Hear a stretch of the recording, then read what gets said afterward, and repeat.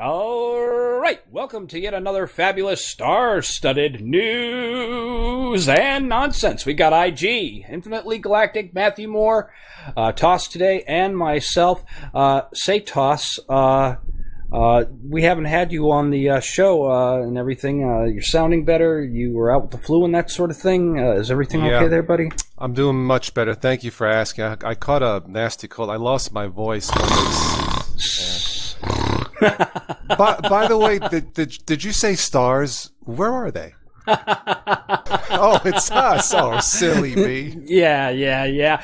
Manjaro has just released the 089 versions of their premier operating system, and this week I'm going to be doing a roundup video, much like I did with the OA8 series, and I'm going to be basically covering all the desktops that they're bringing to the table. Lots of really great features, so be sure to check out my channel. I should have that up by Wednesday or Thursday. So, and Phil asked me, a shout out to Phil, the developer. Him and his team are doing a magnificent job bringing all kinds of new innovations and that sort of thing. So I look forward to reviewing this series. I'm currently running 089 right now. I just updated to it today, and so far it's all ponies and rainbows.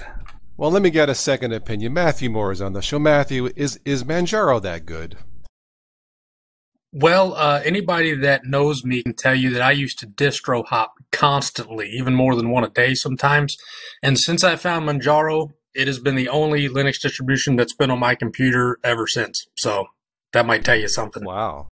Okay. Well, I have some Ubuntu news. Spatchu, we have talked about some possible new smartphones. Guess what? Apparently, the game is back on. The game of producing, that is, Ubuntu phones. Mark Shuttleworth had a Google Hangout, a conference call with several of his team members.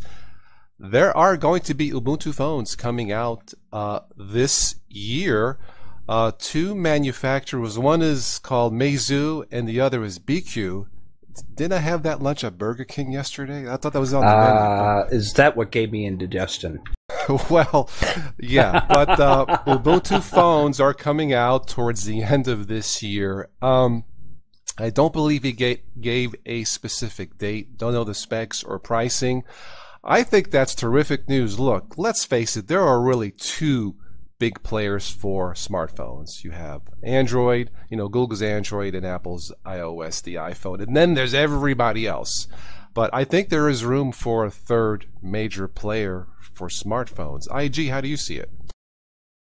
Definitely. I'm really keen to see what these phones can bring because, as far as there's such a vast marketplace out there for smartphones nowadays, more so than there are for desktop computers and desktop operating systems. So I think if Ubuntu's got a vision here to make these phones happen, and now they've got hardware partners that are on board to actually create a product that can ship this year, I mean, I'm all for it. I'll be trying to get my hands on one of those to test them out as soon as I can. But in the meantime, there's certainly plenty of competition between iOS and Android. So anybody who falls out on either side of those can pick up the Ubuntu phone as an alternative. So more power to Linux, really. Cool. Yeah, I almost forgot the last poll on the Total OS Today website. Would you buy a Linux PC? I forgot to mention. Almost 90% said you would. Awesome. There is a new poll up. Simple. Would you buy Ubuntu phones? A simple yes, no, or maybe. I will have all the links below in the show notes. Matthew, would you buy an Ubuntu phone? Well, is there room for another mobile device? Absolutely. And in terms of being the overall future of the industry, I think these convergence technology devices is going to be where the future of the PC goes, and developing these mobile devices and helping them to evolve to be more powerful would absolutely help that cause as well. Spatcher, you were looking for the combination smartphone shaver. I'm sorry to say that will not be coming up with Ubuntu, but would you buy an Ubuntu phone? Maybe. I don't know. I happen to like my Android. Fair enough. Okay. Well, speaking of phones, this is a little bit on the nonsense side, but there's a rumor about the Galaxy S5 coming out, or an announcement sometime in the next couple of weeks. There was a teaser line, a tagline for the Galaxy S5. I think it had a picture of the beach or the ocean. This is what it said. Galaxy S5, wet, fit, and alive. Samsung, I'm so sorry. I prefer my smartphones, dry, fat, and comatose. What the heck is that all about? Does that mean that we can take the smartphone fishing, fishing with dynamite and still have a phone in one piece? Fit. I didn't know iPhones or smartphones had a problem with their diet. And Don't alive, get me started on these added features again, Toss. well, it's ridiculous. And then the last thing was alive. No, I prefer my phone's not working. Thank you, Sam. I just thought it was silly. Look, I'm all for the Galaxy S5, but I thought that little commercial thing was a bit nonsense. Yeah. All right, we got a lot of news here. Matthew, what you got? Well, this kind of goes along the theme of alternative and mobile devices becoming more popular. It seems that Microsoft has been forced to cut Windows fees in response to the sale of Chromebooks.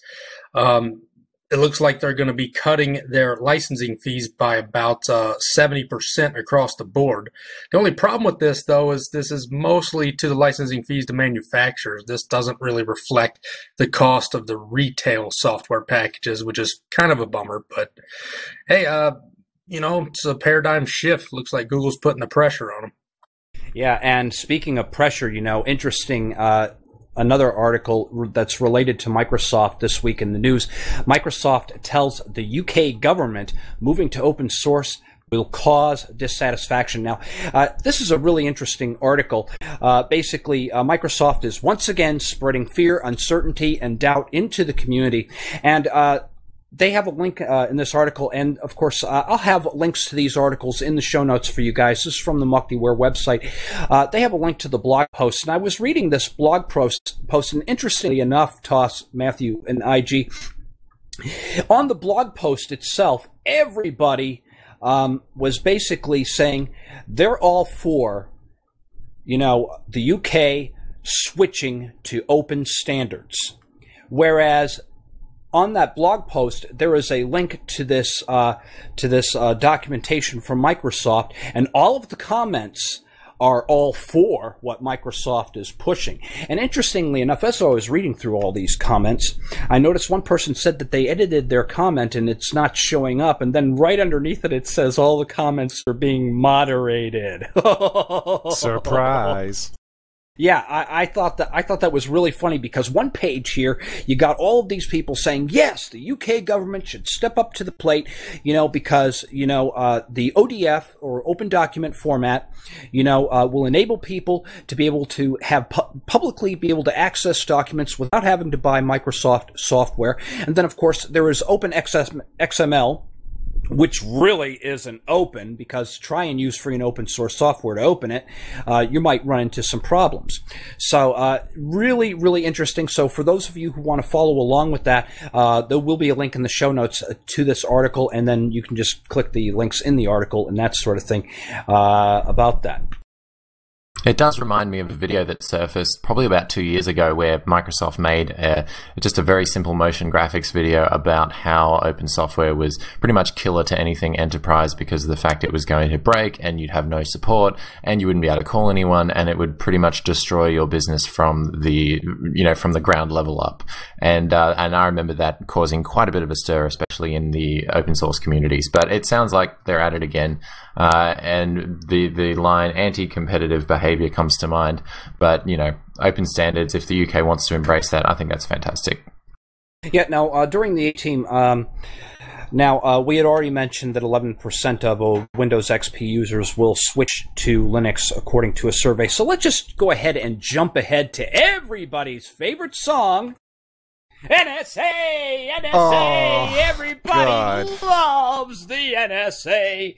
Yes, there is a rule that evidence can't be destroyed, which would lead to the expansion of the controversial phone program. And this, of course, is from the Wall Street Journal. The government is considering enlarging the National Security Agency's controversial collection of Americans' phone records.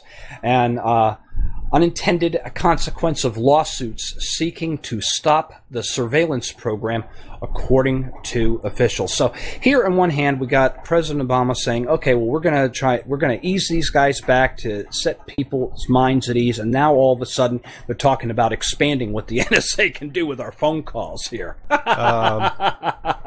Spatcher, you realize that the NSA stands for the National Stable Software Association, don't you? Yeah, stable or horse stable. Thank you, yes. Well, I have one more bit of straight news, the rest of nonsense. We'll do the nonsense last. For those of you who likes Linux Mint, I think we all do, the latest release candidate of the Debian edition of Linux Mint, theirs is a semi-rolling. I'm not sure what that means. I'm assuming that they have their own repositories based on Debian Wheezy. Spatcher, you may know more about this, but I downloaded it down to today. A rolling release, my first one that I'm going to test extensively, and I will report more on this. But I'm kind of excited about this because I believe with this batching, guys, you don't have to reinstall the system every 6 months. So I'm very curious about this one. So check it out if you want to. Yeah, and the thing is, I think, because I've tried the Linux Mint Debian edition, personally, I think they should, especially with all this stuff in the news saying that Ubuntu now requires everybody to license their stuff and whatever. Personally, I think that Linux Mint should take their Debian edition and fly with it. Maybe even offer cinnamon in different flavors, a KDE version, all this, and fly with that. Because Debian is well known for its stability.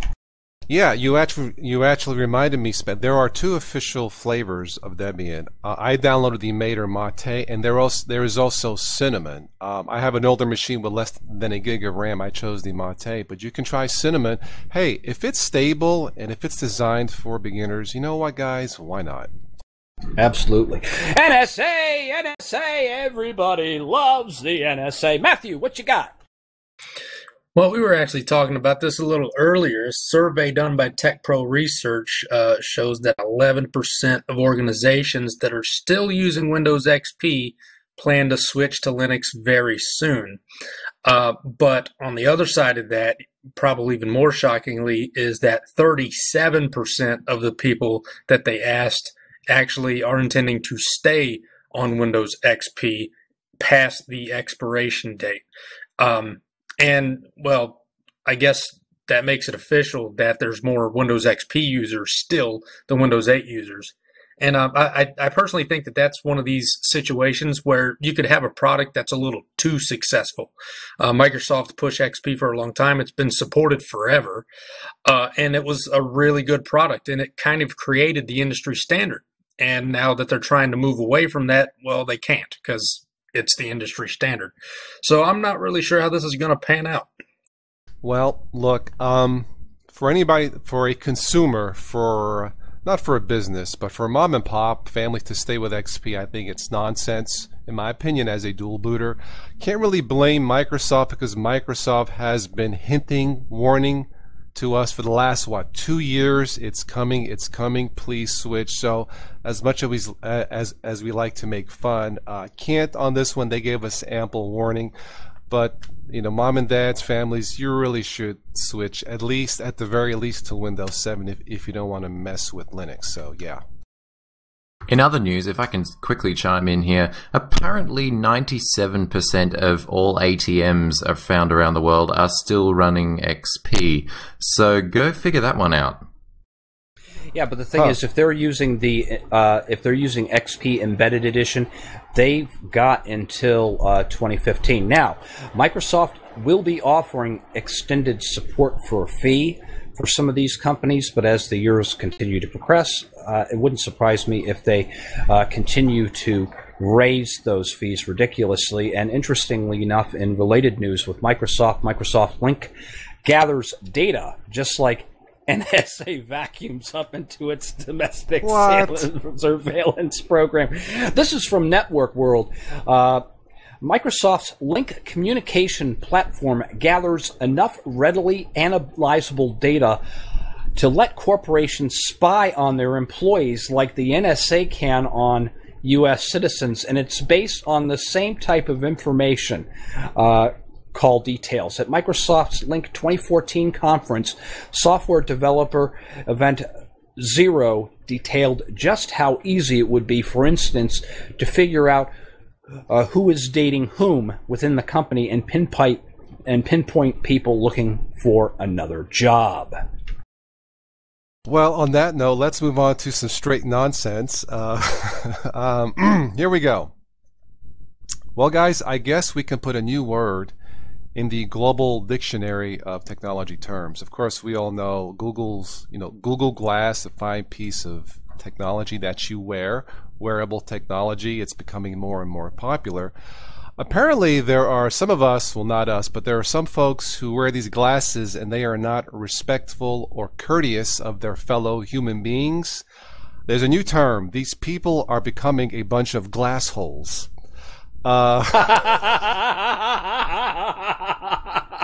That's with a G. This is a family show, but look, I get it. I'm sure you guys can figure it out. Don't you just hate it when you're in a theater and let's say the phone rings? Don't you just hate that? Well, this is kind of like that, right? My question is, Toss, are you going to be getting a Google Glass IG? Matthew, any of you guys going to get a Google Glass? Well, since they cost like $4,000, I would say no. Yeah, they are. No, expensive. I'm just saying, if they were going to make them cost effective, let's say they mass produce them and they've got them down to $100 a pair, would you buy one? IG, would you get one? I don't think so. No. Matthew, would you get one for $100? A Google Glass? No, because the space glasses made by that competitor that's out there is like 10 times better. So absolutely not. How about you, Toss? Would you get one for $100? At the risk of becoming a glass hole, no. So we don't have any glass holes on the panel. Hey, well, I still like Google, but yeah, sure, go ahead. All right, well, guess what, kids? LinuxQuestions.org had a poll, okay? And they asked everybody what they voted to be the desktop environment of the year. Okay, now before I read the results, we'll start with you, Toss. What is your favorite desktop environment for Linux?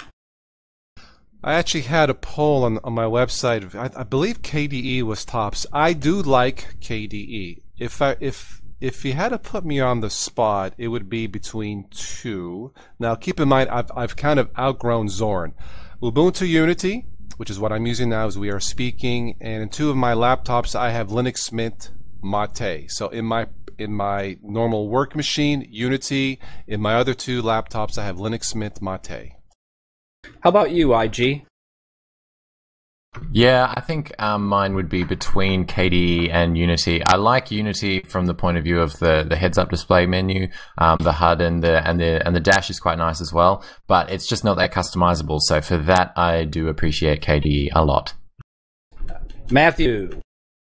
Well, for me, it's split up between XFCE, Cinnamon, and Unity. I think right now, because of some stability issues in Cinnamon and the overall weirdness of Unity still as they're pushing this new interface forward with Mir and all that, I think I'd put XFCE at the top right now. Okay, my favorites would be XFCE and OpenBox if used with Avant Window Navigator and not the tint panel. But let me read to you the results.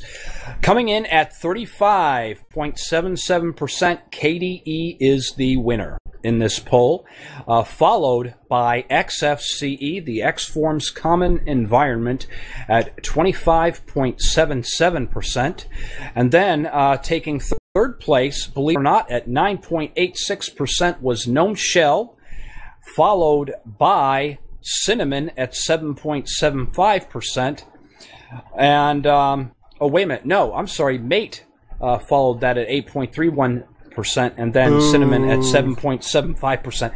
Yeah, and then of course smaller numbers for everybody else. Interesting poll though. So yeah, cool. All right, well, let's wrap this up. I have two more pieces of nonsense. Let's see. Spatry, guys, I guess a heavy machine operator out west has a very bad case of a sweet tooth. I guess he was on his lunch break. He went to a vending machine to get his, candy bar. He puts in $1. The candy bar gets stuck. He puts in like another $1. It gets stuck again. Apparently, this guy really wanted his, his Hershey bar, whatever it was. He goes back to work, I guess not too far from the candy, grabs his 8,000-pound forklift, picks up the machine, drops it to get his free candy. Well, it's funny because I used to work at a plastics factory, and there was this one machine. Sometimes the candy bar would get caught up, and we'd pull a few people off the factory floor to go and try and tilt the machine and everything. So it's heavy. You got to watch. It's heavy. Absolutely. Yeah. Well, this is kind of like nonsense, but it appears that Steve Jobs is to appear on U.S. postage stamps. Oh? Yeah, HughPickens.com writes that the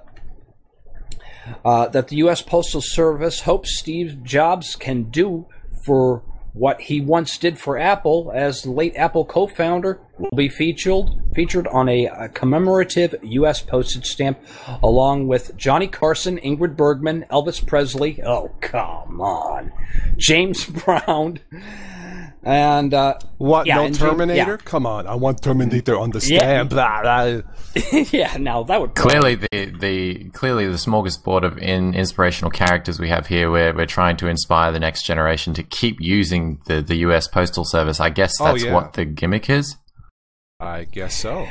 Apparently. And there is something quick I want to touch on really fast before we go to the last nonsense report, is that some of you, you mentioned software choices for Linux, and some people wanting to have Adobe products. Well, apparently there is a poll out right now, and I'll have a link in the show notes for this later on tonight, where you can sign the poll to get Adobe to possibly consider making Linux applications. Currently, though, this poll has been out for a few days, and it hasn't even reached a full 500 signatures. So if you guys would like to see Adobe software ported to Linux, you guys need to jump over to this page and cast your vote. Not that it will really influence Adobe to port their applications over to Linux, but hey, it's worth a shot, right? You never know. Correct. Consumers will talk, yes.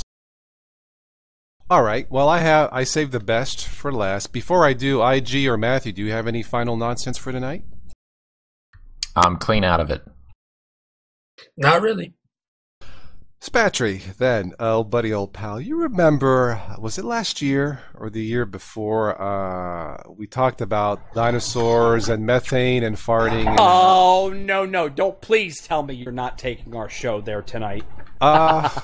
This is something relevant that actually happened. And you said, gee, Tuss, what a crappy story, la la la.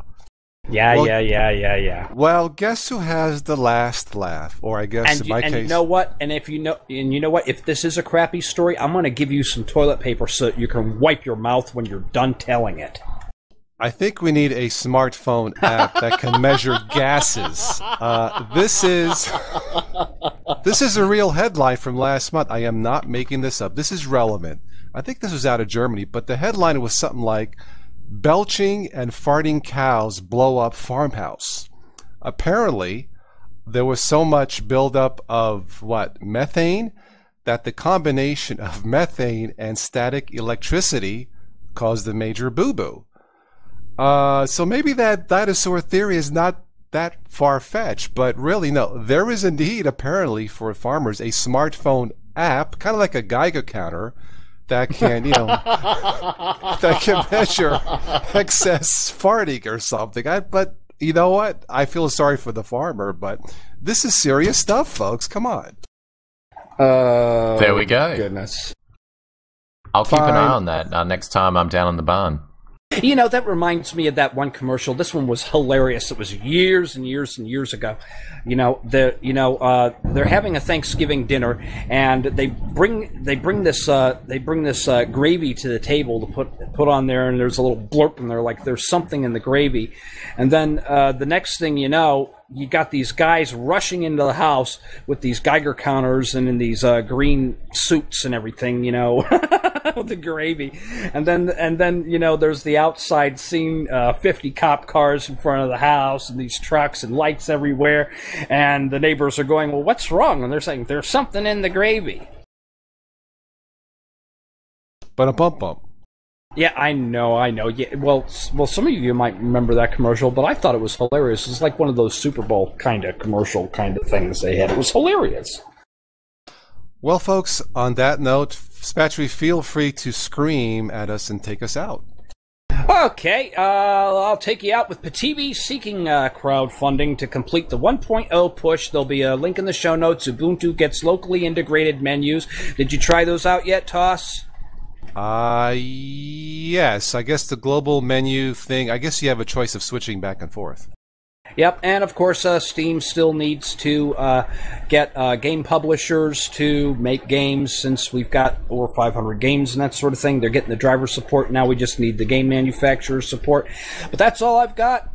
Thank you, all of you, for a wonderful show. This was kind of unexpected for a news report, but hey.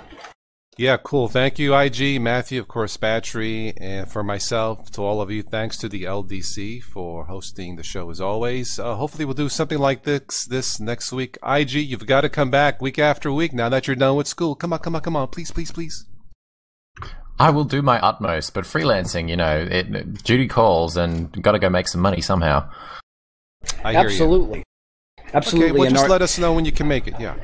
Absolutely, I will. Yeah, and you're doing all those video projects in KDN Live, right? Where I can, yes. All of my private projects I still do in KDN Live, but yeah, everybody else, of course, professional level software dictates that you use, whatever it is that the industry is using. Right. Yep, slaves. Yep, just like Matthew said, you use Linux because you want to, and you have to use Windows because you have to. Yeah, that's exactly right. A perfect marriage. I'm out. Thanks, guys. IG, Matthew, Spatry, for myself, Toss today. Arrivederci.